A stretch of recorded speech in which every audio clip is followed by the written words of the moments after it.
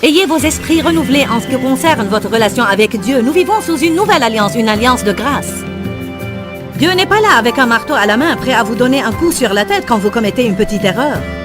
Il ne confisque pas vos jouets chaque fois que vous faites une bêtise. Restez avec nous dans Jouissez de votre vie.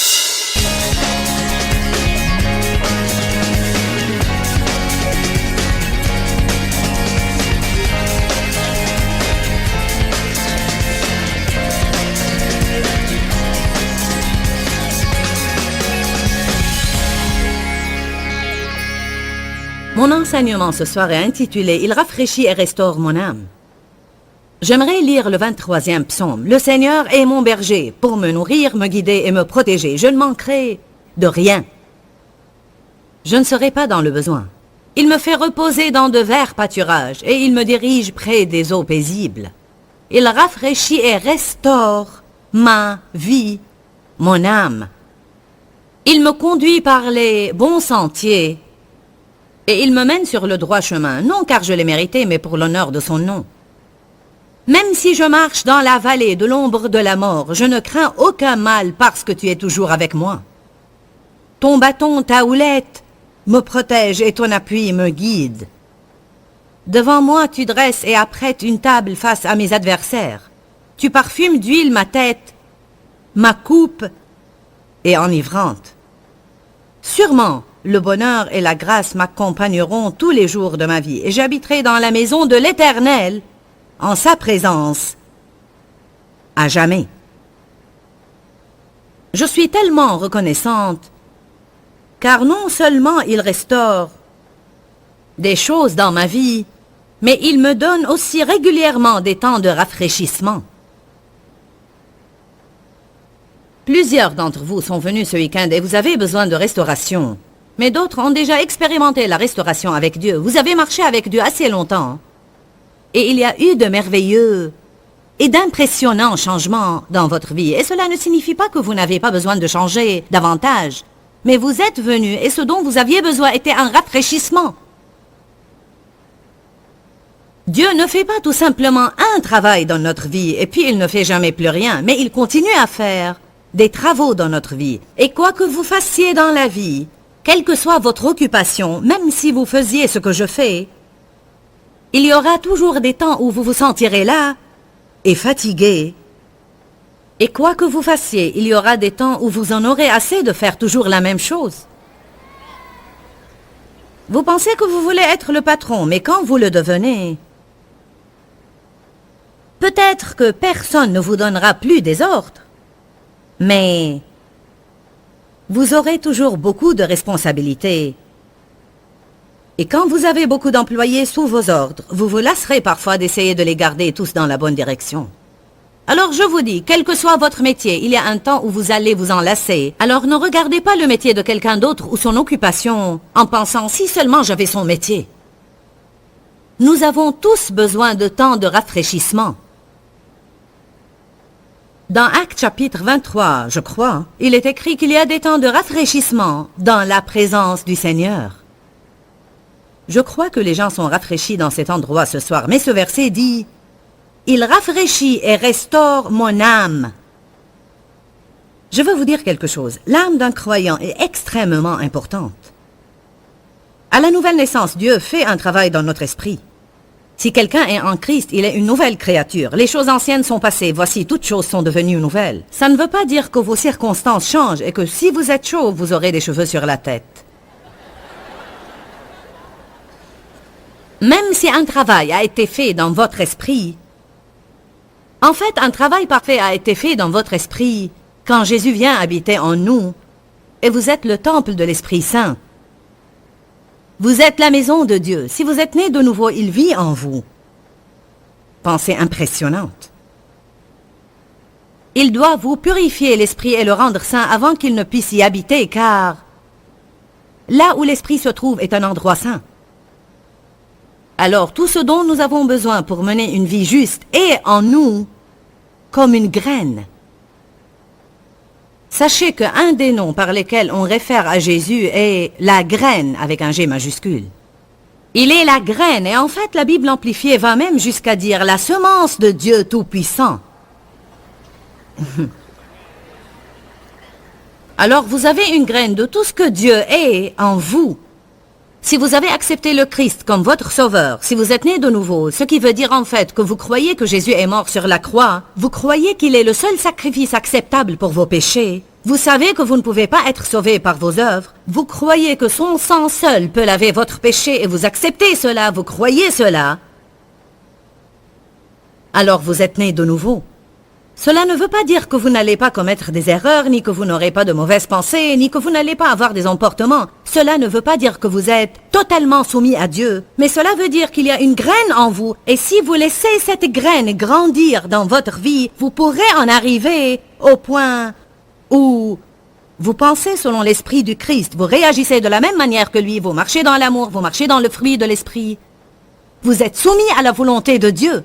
Cela ne veut pas dire que vous ne vous débattrez jamais à cet égard, mais que vous allez en fin de compte gagner la bataille. Progressivement, ceci se passe dans notre vie, de gloire en gloire, petit à petit. Nous sommes transformés totalement en son image. Alors la vie chrétienne est un voyage.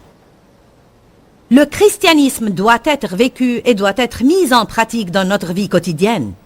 Le christianisme ne vous sera d'aucun bien s'il n'a aucun effet sur votre vie quotidienne.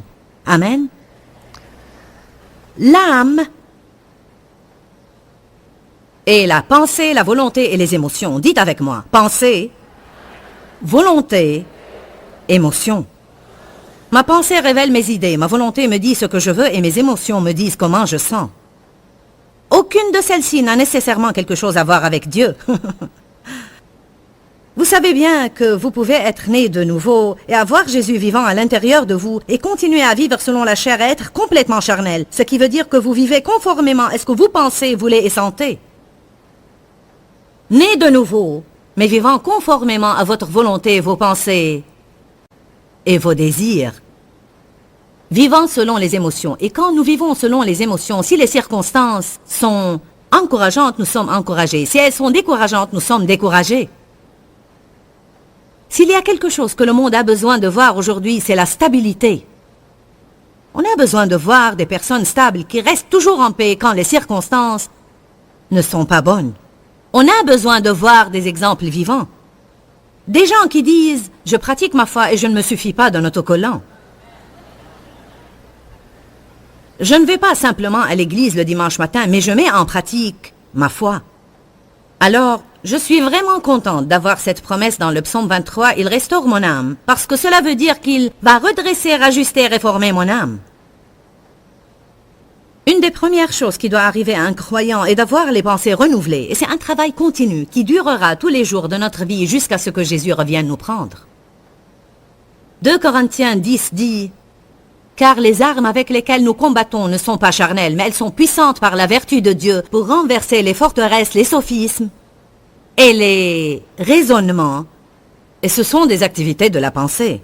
Et toute puissance altière qui s'élève contre la connaissance de Dieu. Alors, nous avons la parole, mais nous avons aussi un diable qui nous ment.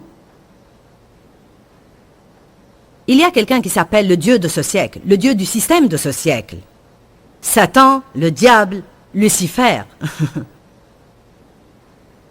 Il est un archange déchu qui avait l'opportunité de servir Dieu puissamment, mais il s'est rebellé et il est tombé. Il attaque les pensées des gens, car s'il réussit à nous faire penser d'une manière erronée, il réussira à nous faire vivre de même. Proverbe chapitre 23, verset 7 dit « L'homme est comme les pensées de son âme ». Il faut que l'esprit soit renouvelé. La lettre aux Romains chapitre 12, verset 2 dit que Dieu a un bon plan pour nos vies. Dites tous, Dieu a un bon plan pour ma vie. Croyez cela, sinon ce plan ne se réalisera jamais dans votre vie. Croyez que quoi qu'il se passe maintenant et quoi qu'il se soit passé, Dieu a un bon plan pour votre vie. Vous n'avez pas à convaincre Dieu d'être bon avec vous, il veut déjà être bon avec vous. Satan a un mauvais plan, mais Dieu a un bon plan pour votre vie.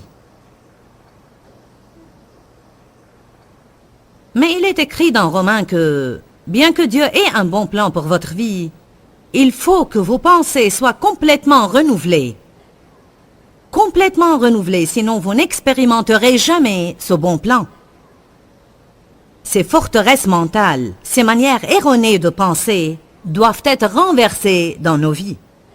Pensez correctement concernant votre personne, concernant votre relation avec Dieu. Pensez correctement concernant les autres personnes. Vous devez apprendre à penser correctement à vos circonstances. Ce sont 4 domaines dans lesquels nous devons apprendre à penser correctement. Ayez des pensées justes sur votre personne. Pensez à vous-même conformément à la parole de Dieu et non à ce que les gens vous disent ou à ce que le diable vous dit. Car le diable vous dira que vous êtes stupide, vous êtes laid, vous êtes imbécile, vous n'avez aucun don, vous n'avez aucun talent, vous êtes nul, personne ne vous aime. Mais vous ne trouverez pas ça dans la parole de Dieu. Alors il faut que nos forteresses mentales négatives et erronées soient renversées et nous devons être en accord avec Dieu et en désaccord avec Satan. Pensez correctement à votre relation avec Dieu. Beaucoup de gens ont une façon de penser légaliste. Ils ne sont que les pharisiens des temps modernes.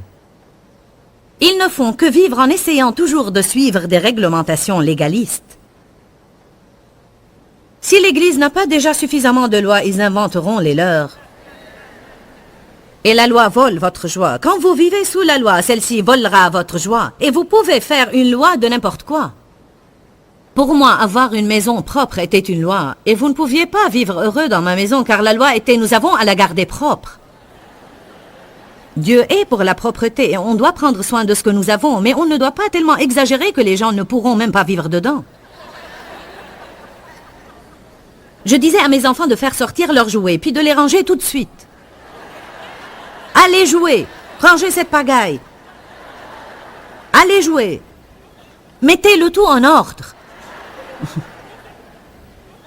J'avais littéralement fait une loi de ça. Pourquoi? Car je tirais ma valeur et mon importance de l'apparence qu'avait ma maison quand mes amis y entraient. Allez maintenant. La loi nous rend extrémistes. En fait, la loi transforme tout en un esclavage légaliste et rituel. La prière peut devenir une loi. Combien nous prions chaque jour devient une loi. Lire la Bible peut devenir une loi. Combien nous lisons la Bible chaque jour devient une loi.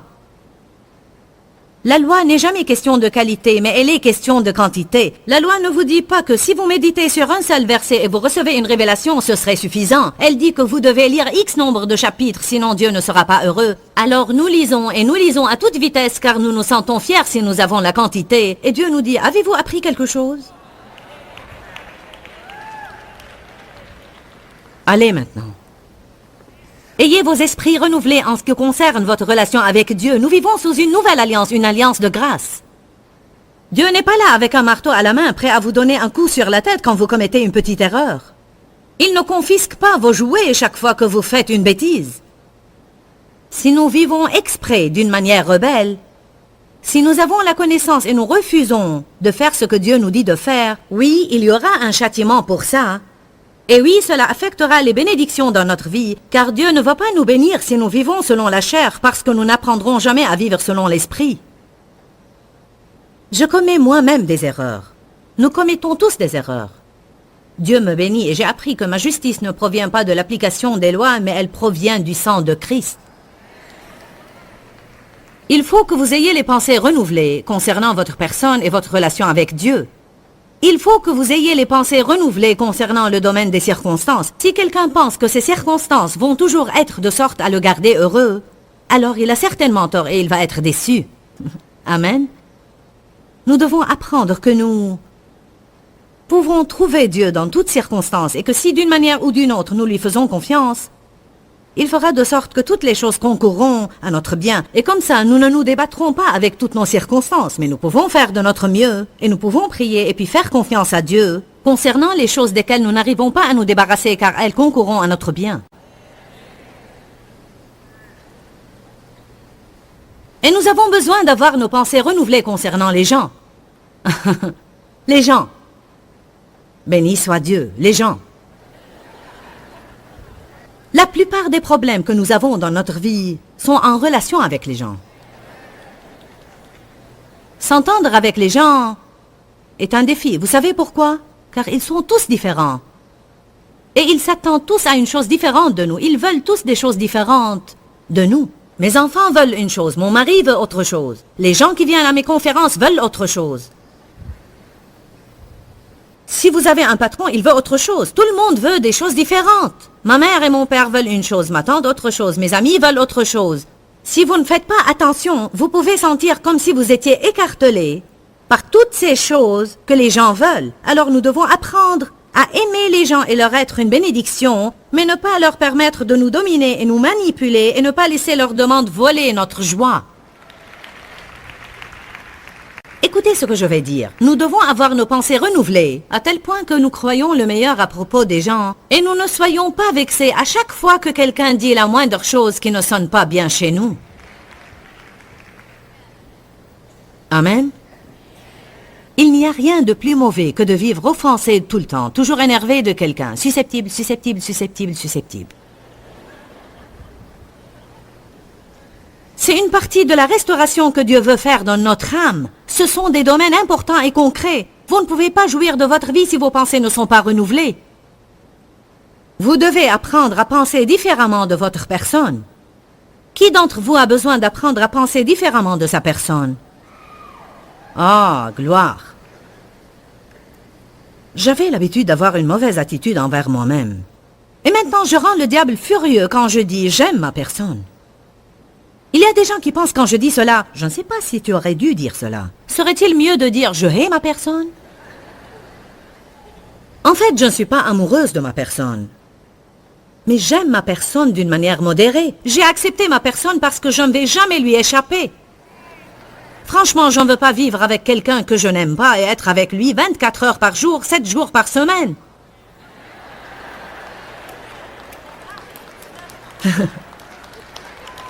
C'est ça. Je suis ce que je suis. J'essaye de changer aussi rapidement que possible. Et vous n'êtes pas parfait non plus.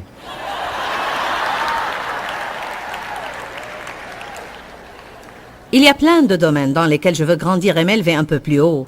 Mais j'ai à aimer ma personne telle qu'elle est sur mon chemin vers le but. J'ai appris beaucoup au sujet de vivre sous la grâce et non pas vivre sous la loi. J'ai beaucoup changé comparé à ce que j'étais au début, mais parfois je me retrouve encore sous la loi dans certaines situations. Mais je remercie Dieu pour la révélation que j'ai au sujet de la nouvelle alliance, parce que je vous dis, j'aurais été une grande pharisienne. J'aurais été une pharisienne par excellence. J'ai appris beaucoup sur comment gérer mes circonstances, comment penser et regarder mes circonstances d'une manière différente. Et dire, Dieu est quelque part dans ça. Je ne sais pas pourquoi je suis dans cet embouteillage alors que je veux être là-bas et je suis déjà en retard. Mais quelque part, Dieu est dans ça. Allez maintenant. Et puis cela commence à rendre la vie plus facile. Etc., etc., etc. Et je peux vous donner beaucoup d'exemples. J'ai appris plein de choses au sujet des gens, comment les gens sont différents et comment vous devez simplement les accepter tels qu'ils sont, que je ne peux pas changer les gens, que Dieu seul peut les changer. Et si j'essaye moi-même de changer les gens, cela pourrait passer pour un contrôle. Nous ne pouvons pas fabriquer des petites boîtes et mettre tout le monde dedans et leur dire « Vous devez être comme j'aimerais que vous soyez ». Une des grandes révélations que vous pouvez recevoir dans la vie est que personne n'est comme vous. Et croyez-moi, il n'y a pas de mal en ça. Nos vies sont incorrectes car nos pensées sont incorrectes. Et nos vies ne peuvent être correctes à moins que nos pensées soient correctes. Nos émotions sont souvent blessées et offensées et elles nous ont dominés dans le passé, mais Dieu veut nous ranimer et nous restaurer sur le plan émotionnel. Il faut que les émotions soient rétablies. Il faut que nous arrêtions de dépenser guidés par nos émotions. Il faut que nous arrêtions de prendre des décisions émotives. Utilisez la sagesse. Et la sagesse est de faire maintenant ce qui va vous satisfaire plus tard, et non pas de faire maintenant ce que vous avez envie de faire à l'instant. Puis passer des années souhaitant ne pas l'avoir fait.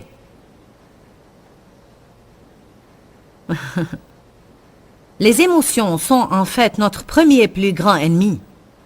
Elles font tomber les gens dans plus de problèmes que n'importe quoi d'autre, parce qu'il y a de petites décisions que nous prenons chaque jour, mais il y a de grandes décisions que nous prenons, et nous ne devons pas les prendre guidées par nos émotions. L'émotion a des hauts et des bas. Par exemple, j'ai appris que si j'avais une somme d'argent et je n'avais pas l'intention de la dépenser, mais je l'ai mise de côté pour faire quelque chose avec, si je vais au centre commercial et je vois quelque chose,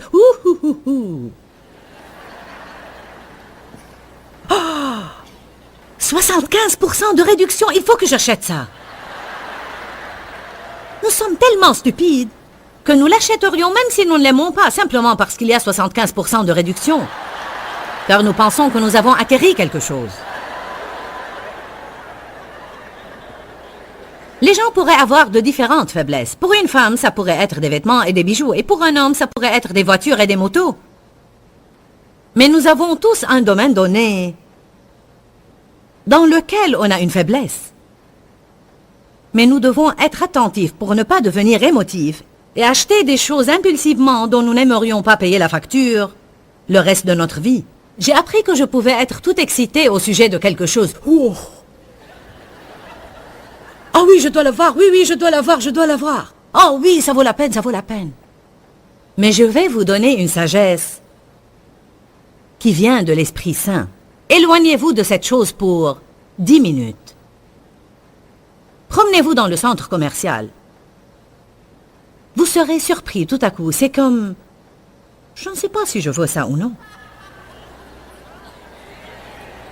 Vous ne pouvez pas laisser vos émotions vous dominer. Sinon, vous allez vivre dans le regret toute votre vie.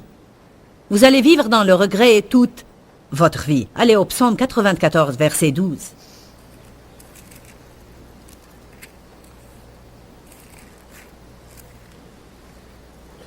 Il ranime et restaure mon âme.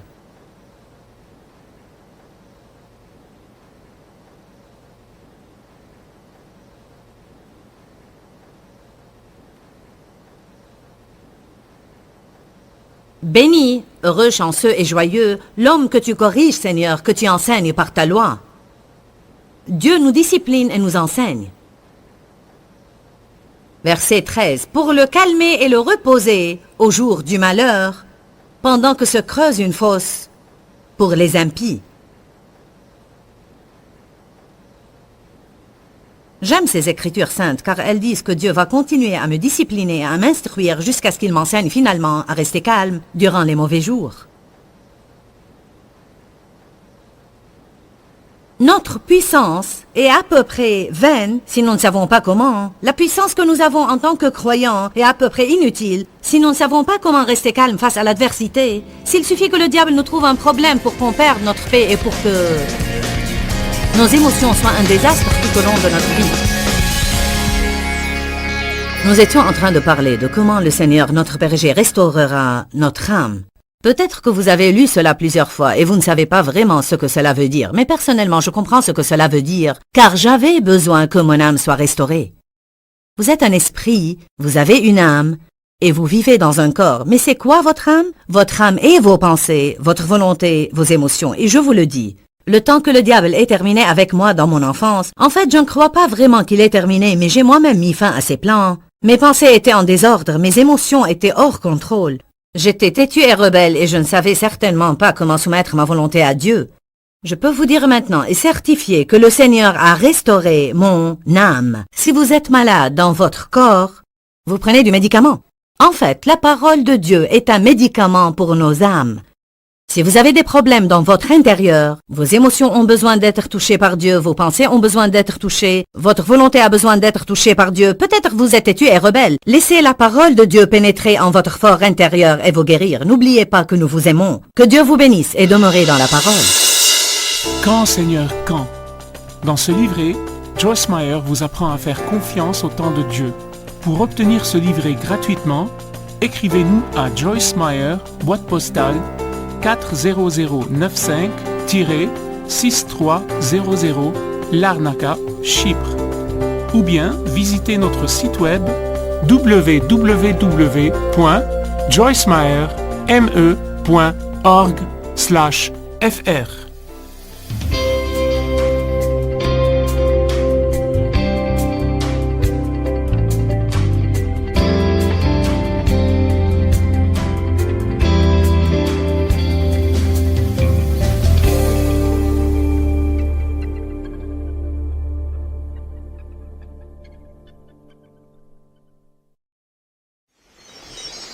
Il y a sûrement beaucoup de personnes qui nous regardent à la télé. Réjouissez-vous!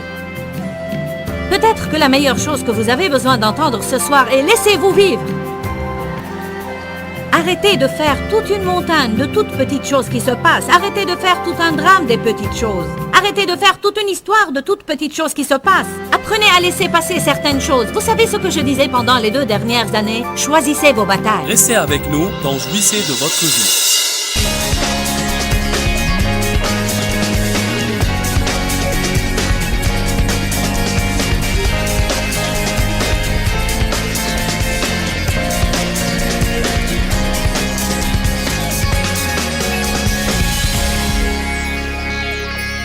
Ne laissez pas vos émotions vous dominer.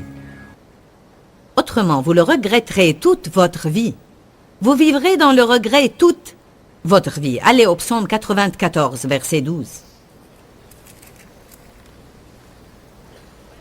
Il rafraîchit et restaure mon âme. Béni, bienheureux et enviable, l'homme que tu disciplines et tu instruis, ô Seigneur, et que tu enseignes par ta loi. Dieu nous discipline et nous enseigne.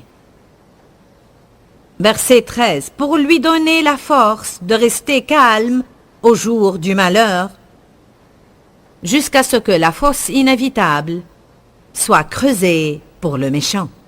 J'aime ces écritures parce qu'elles disent que Dieu va continuer à me discipliner et à m'instruire jusqu'à ce qu'il m'enseigne finalement à rester calme dans l'adversité.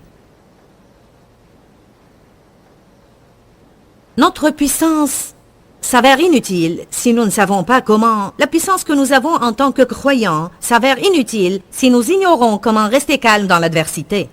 S'il suffit que le diable me cause un problème pour que je perde ma paix, alors je serai une pagaille émotionnelle toute ma vie. Qui sait que le diable ne manquera jamais de ruse pour essayer de nous battre? Nous pouvons recevoir un coup de fil et « Ah !» C'est pourquoi il est écrit dans Matthieu chapitre 6, « Ne vous inquiétez pas du lendemain, car à chaque jour suffit sa peine. » Matthieu 6, 34, « Ne pensez pas à et ne vous inquiétez pas du lendemain, car à chaque jour suffit sa peine. » La stabilité est très, très, très importante. Je veux fréquenter, je veux sortir et avoir des relations avec des gens stables. Je n'aime vraiment pas être entouré de personnes quand on ne sait jamais quand ils vont s'emporter. Ou quand on ne sait jamais quand ils vont arriver. Car les gens émotifs disent « Vous pouvez compter sur moi, je serai là-bas. » Mais s'ils se réveillent et ils n'ont pas envie de venir, ils ne viennent pas. Les gens émotifs, si tout ne va pas comme ils veulent, ils se mettent en colère, se fâchent et s'énervent. Je n'aime pas être entouré par de telles personnes. Ça m'énerve et me tracasse d'être. Je veux dire, je veux la stabilité dans ma vie. Amen. Je ne veux pas être énervé des gens tout le temps. Vous m'entendez bien ce soir? Non seulement je ne veux pas être entouré par de telles personnes, mais tout d'abord et avant tout, je dois m'assurer que je ne suis pas comme elles. Malheureusement, pour plusieurs années de ma vie, j'ai été comme ça. Dans les premières années de notre mariage, Dave ne savait jamais ce que j'allais faire. Après que j'ai commencé mon cheminement avec Dieu et que j'ai commencé à changer, ce qui a pris quelques années, il m'a dit, je me souviens quand je conduisais ma voiture la nuit sur l'autoroute en rentrant de mon travail. Et il a dit, je me souviens que je pensais, je me demande dans quel état elle va être ce soir. Ça a l'air très amusant maintenant, mais croyez-moi, ça ne l'était pas du tout à l'époque. Je me demande dans quel état elle va être. Mon état dépendait de ce qui s'était passé au cours de la journée. Je n'ai jamais vécu un jour où tout s'est passé exactement comme je le voulais. Alors par conséquent, je n'ai jamais vraiment vécu de bons jours. Vous me comprenez ce soir? Nos émotions ont besoin d'être restaurées. J'avais besoin d'une restauration totale, mais parfois nous avons besoin d'un rafraîchissement émotionnel. Parfois, il y a des jours qui m'exténuent et m'épuisent émotionnellement. Parfois, je me trouve face à certaines situations et circonstances, et à la fin de la journée, je me sens... Et j'ai besoin d'un rafraîchissement. Il y a des temps de rafraîchissement dans la présence de Dieu. Si je passe 1 heure seulement avec Dieu, si je prends ma Bible, je mets une belle musique et je me tiens 1 heure dans la présence de Dieu, cela ferait indubitablement des merveilles. Les gens sont souvent gênés tout le temps ou même perturbés émotionnellement parce qu'ils ne passent pas assez de temps avec Dieu, et cela pour avoir ce rafraîchissement dans leur vie. Nos âmes ont besoin d'être touchées par Dieu.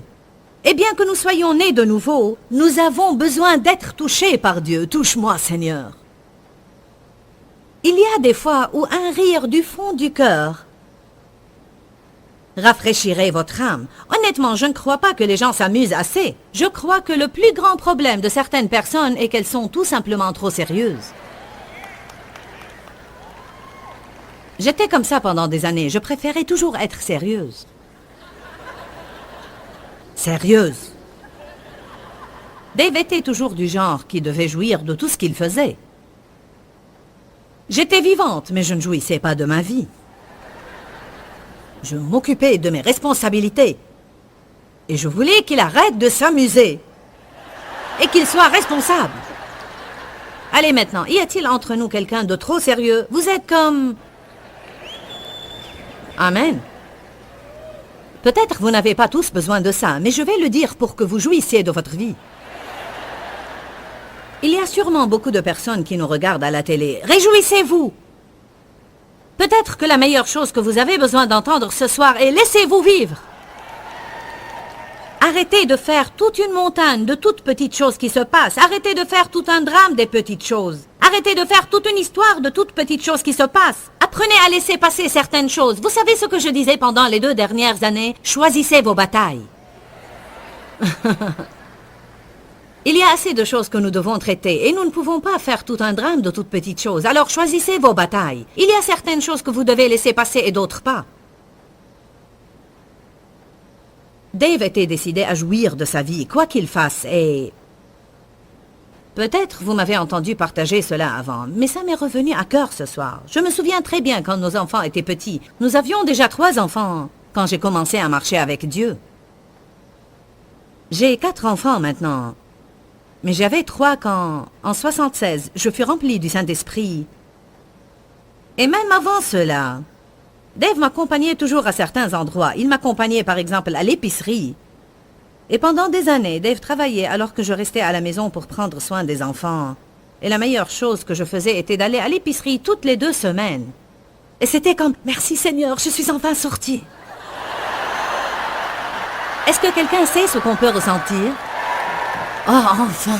J'avais l'habitude d'aller beaucoup aux toilettes pour...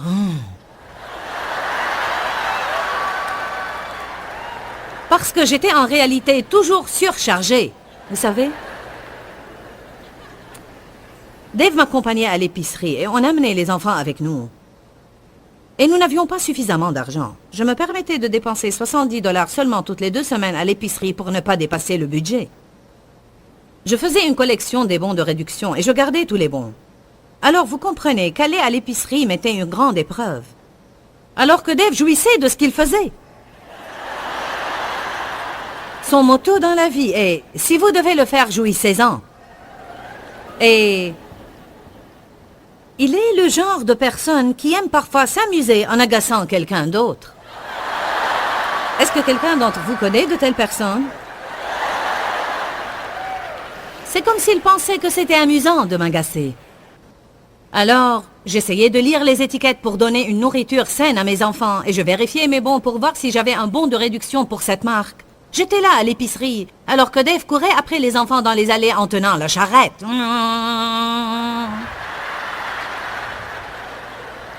Et puisqu'il mesure 2,10 m et il est évidemment plus grand que moi, il se dirigeait vers une autre allée et me lançait certaines choses par-dessus les rayons.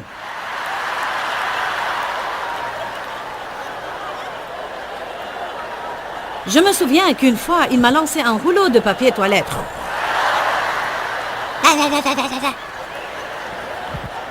Alors que lui se tenait là à me regarder en riant et riant. Et parfois, il me donnait de petits coups avec la charrette et je lui disais « Arrête Dave, arrête, arrête, arrête !» Il faut que vous imaginiez cette scène. Je tiens mes bons d'achat, je suis sérieuse, fatiguée et esquintée. Nous avons nos 3 enfants, il court après eux en croyant que tout cela est amusant alors que je suis sur le point de perdre la raison. Déjà, je n'en avais pas trop pour commencer. Je me souviens que je lui ai dit une fois à l'épicerie « Peux-tu arrêter ça?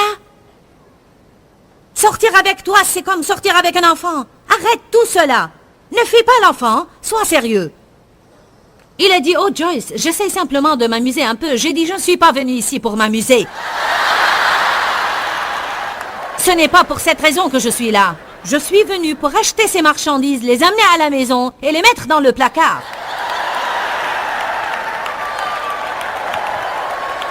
J'avais un plan. J'étais une personne bien déterminée. Et m'amuser n'était pas sur ma liste de choses à faire. Et ce n'était pas mon but. Et c'était moi qui étais sur le point de faire une dépression nerveuse. Et c'était moi qui courais tout le temps chez le médecin avec toutes ces maladies que personne ne pouvait diagnostiquer. Et les médecins me disaient toujours, Madame, ce n'est que le stress. Et je disais, ce n'est pas le stress. Ne me dites pas que je vous paye tout cet argent pour que vous me disiez que je suis stressée. C'est vous qui me soumettez au stress en me disant que je suis stressée. Vous êtes en train de rire parce que vous identifiez les symptômes.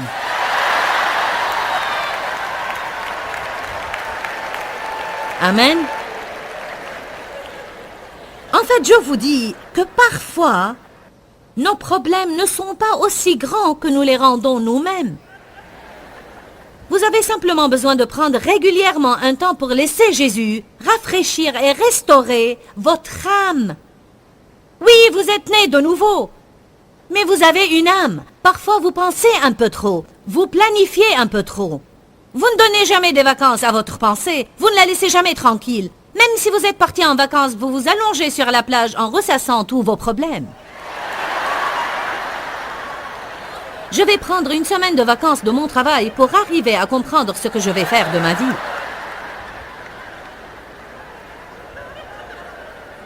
Allez à Matthieu 11.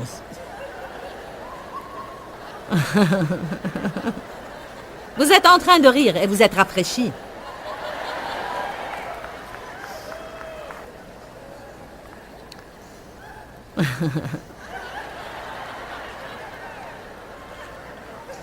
Certaines choses que nous faisons sont très stupides.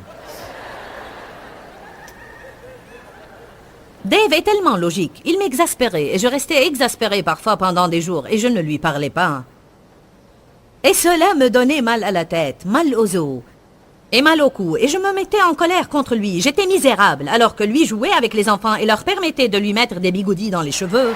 Alors que moi, je ne leur permettais pas de toucher à mes cheveux, encore moins y mettre des bigoudis. Parce qu'il fallait que je sois tirée à 4 épingles et il fallait que la maison reste propre.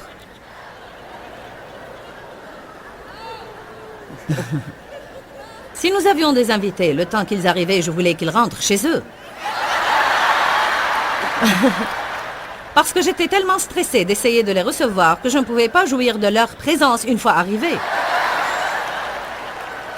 Parce que le petit barbecue qui était supposé être simple s'est transformé en un steak et une salade de pommes de terre. Il fallait repeindre le grill et nettoyer toute la maison.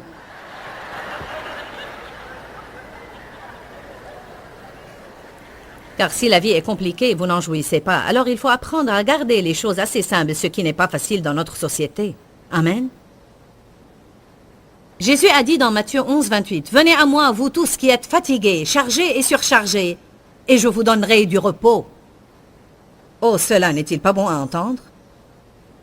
À mon avis, il ne parlait pas vraiment de s'allonger sur un canapé et de se reposer physiquement, mais il parlait du repos dans l'âme. Il parlait d'un rafraîchissement et d'une restauration dans votre âme de telle manière que vous en avez marre de penser et penser et penser tout le temps à une même situation que vous ne pouvez pas résoudre de toute façon. Quand vous recevez un rafraîchissement émotionnel, tout le monde a besoin de cela. Certains disent « Bien, je ne peux pas faire cela, j'ai beaucoup de choses à faire. » Je crois que toute personne a vraiment besoin, à la fin d'une journée de travail, vous avez besoin de prendre quelque temps, 30 minutes, 20 minutes, 1 heure si c'est possible, pour vous asseoir quelque part. Vous avez besoin de faire un petit somme rafraîchissant pendant 10 minutes. Vous avez besoin de respirer. Vous avez besoin de prier pour 10 minutes. Vous avez besoin d'aller quelque part et de vous calmer et de laisser votre âme se calmer. Nous manquons de calme dans nos âmes. Que quelqu'un crie Alléluia. Écoutez ce que la Bible amplifiée dit. Je calmerai, tranquilliserai et rafraîchirai vos âmes. Prenez mon joug sur vous et apprenez de moi, car je suis doux, tendre et humble. Je suis modeste de cœur. Il y a un message très profond là. Il faut dire de l'humilité qu'elle dépend du domaine de notre volonté et de comment nous voulons ce que nous voulons. Et nous passons beaucoup de temps à essayer de nous éloigner de tout ce que nous ne voulons pas. Et pourtant, si vous étudiez le mot humble, il dit « Je suis humble, doux et modeste ». Les personnes douces n'essayent pas toujours de faire réussir tout dans leur vie. Elles confient à Dieu le soin de faire cela. Les personnes humbles ne s'enfuient pas de ce qui est dur. Elles acceptent leurs circonstances et elles comptent sur Dieu pour faire ce qui est nécessaire. Il dit « Prenez mon joug sur vous et apprenez de moi, car je suis doux, tendre et humble. Je suis modeste de cœur. Et vous trouverez le repos, le soulagement, la tranquillité, le rafraîchissement, la récréation et le calme béni pour vos âmes. » Oh, Alléluia. En fait, il dit, si vous voulez dire cela d'une façon plus moderne, venez à moi et laissez-moi donner des vacances à votre âme. Je ne sais pas combien d'entre vous connaissent bien Joel Osteen et l'église de Lakewood. Peut-être vous avez vu Joel à la télé. Et c'est un homme de Dieu vraiment précieux. Et c'est phénoménal ce que Dieu a fait à Lakewood, même depuis que le pasteur John est parti pour rejoindre le Seigneur. Et c'était vraiment impressionnant. Je veux dire, son ministère a doublé ou même triplé. Et pourtant, quand vous êtes en présence du pasteur Joel, vous remarquez qu'il est accommodant et calme, et rien ne semble pouvoir l'énerver ou le déranger. Il passe beaucoup de temps avec Dieu et il garde l'équilibre dans la vie. Oui, une partie de ça est due à sa personnalité gratifiée par Dieu, mais une autre partie doit venir d'une décision. Vous savez, vous pouvez être un pasteur servant une grande église, ou vous pouvez diriger un grand ministère, vous pouvez avoir un métier dur, et vous pouvez faire cela quand votre âme est en vacances. Quand Jésus a dit « Vous pouvez entrer dans mon repos », il n'a pas voulu dire s'allonger sur le canapé toute la journée. Il a voulu dire un repos pendant que vous travaillez. Le repos dont Dieu parle est un repos pendant que vous travaillez. C'est un repos dans le travail et non pas un repos du travail. Les gens qui apprennent comment entrer dans le repos de Dieu peuvent faire 10 fois plus que toute autre personne car ils vont avoir l'énergie de faire cela et non pas être épuisés du stress tout le temps. La chose qui nous épuise n'est pas ce que nous faisons physiquement, c'est ce qui se passe en nous pendant que nous faisons ce que nous faisons physiquement. C'est notre pensée, nos émotions et nos attitudes envers les choses. Jésus dit « Venez à moi ». Nous devons faire cela. Quand vous vous sentez stressé, prenez de petites vacances spirituelles. Ça peut être seulement 3 ou 4 minutes, mais prenez 1 minute et dites « Jésus ». Laissez toute cette frustration drainer quelque part. Dites « J'ai besoin de petites vacances spirituelles ». Nos émotions doivent être guéries. Il faut qu'elles soient rendues à leur place, c'est-à-dire le siège arrière dans la prise des décisions. Samson avait de la force, mais sa force a disparu. Vous savez pourquoi? Car il a vu Dalila et a laissé ses émotions le dominer. On se demande combien d'hommes et de femmes ont ruiné des relations et peut-être même ont ruiné leur vie ou y ont causé beaucoup de dégâts pendant plusieurs années parce que, dans un moment d'émotion en feu, éloignez-vous-en. Un homme a dit récemment, il était en train de prêcher à la télé, c'est un pasteur. Il s'adressait aux hommes, il a dit, quand vous êtes au travail et vous voyez cette jolie jeune femme qui ne ressemble pas vraiment à votre épouse qui vous a déjà donné 5 enfants, et cette jolie jeune femme au travail porte une jupe qui est déjà trop courte et un chemisier qui est déjà trop décolleté, et vous sentez ces émotions commencer à... Oh, il a dit, mettez votre bouclier, tournez-vous et éloignez-vous-en. Parfois, la meilleure façon de résister à la tentation est de s'en éloigner. Quand j'étais en train d'apprendre à contrôler ma colère, et je sentais cette colère commencer à monter et à m'envahir, vous pouvez vous-même ressentir la colère avant de l'exprimer. Si vous ne pouvez pas faire autrement, au moins éloignez-vous. Amen. Un de mes enfants a dit l'autre jour qu'il essayait de copier quelque chose sur le télécopieur et ce dernier ne marchait pas. Il avait 3 ou 4 pages à télécopier et il continuait à avoir 12 copies de la page 1. Il est revenu sans copie et il a dit « Nous allons les faire sortir dans un autre endroit car si je reste là, je donnerai un coup de poing à cette machine. »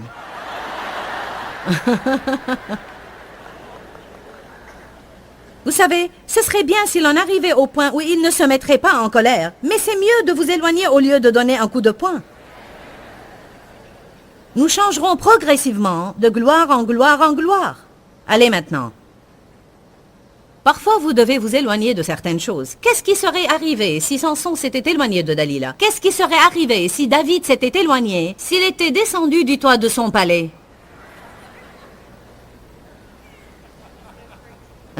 D'abord, la Bible dit que, durant la saison pendant laquelle les rois vont à la bataille, David était en train de se promener sur le toit. Il n'était pas où il était supposé être. Il avait à combattre avec les autres rois et non pas à se promener sur le toit. Et il a vu Bathsheba et sa vie n'était jamais plus la même. Dieu a continué à se servir de lui, mais sa vie n'a plus été la même. Les guerres n'ont pas abandonné sa maison depuis ce temps. Que serait-il arrivé quand il marchait sur le toit s'il avait dit « Je ne vais pas faire ça » ? Je parle à quelques-uns ce soir. Certains ont trop confiance en eux-mêmes. Vous pensez que vous pouvez jouer au feu sans vous brûler.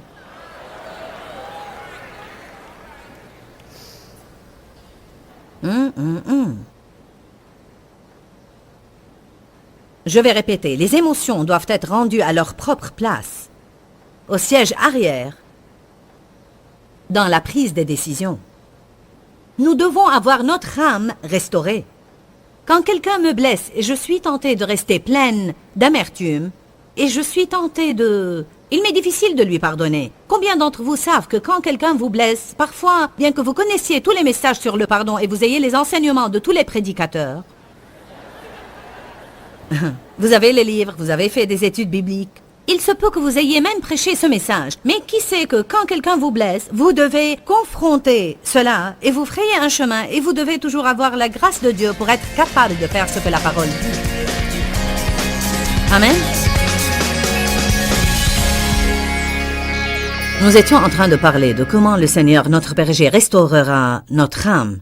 Peut-être que vous avez lu cela plusieurs fois et vous ne savez pas vraiment ce que cela veut dire, mais personnellement, je comprends ce que cela veut dire, car j'avais besoin que mon âme soit restaurée. Vous êtes un esprit, vous avez une âme, et vous vivez dans un corps. Mais c'est quoi votre âme? Votre âme est vos pensées, votre volonté, vos émotions, et je vous le dis. Le temps que le diable ait terminé avec moi dans mon enfance, en fait, je ne crois pas vraiment qu'il ait terminé, mais j'ai moi-même mis fin à ses plans. Mes pensées étaient en désordre, mes émotions étaient hors contrôle. J'étais têtue et rebelle et je ne savais certainement pas comment soumettre ma volonté à Dieu. Je peux vous dire maintenant et certifier que le Seigneur a restauré mon âme. Si vous êtes malade dans votre corps, vous prenez du médicament. En fait, la parole de Dieu est un médicament pour nos âmes. Si vous avez des problèmes dans votre intérieur, vos émotions ont besoin d'être touchées par Dieu, vos pensées ont besoin d'être touchées, votre volonté a besoin d'être touchée par Dieu, peut-être vous êtes têtu et rebelle. Laissez la parole de Dieu pénétrer en votre fort intérieur et vous guérir. N'oubliez pas que nous vous aimons. Que Dieu vous bénisse et demeurez dans la parole. Quand, Seigneur, quand? Dans ce livret, Joyce Meyer vous apprend à faire confiance au temps de Dieu. Pour obtenir ce livret gratuitement, écrivez-nous à Joyce Meyer, boîte postale 40095-6300 Larnaca, Chypre. Ou bien visitez notre site web www.joycemeyer.org/fr.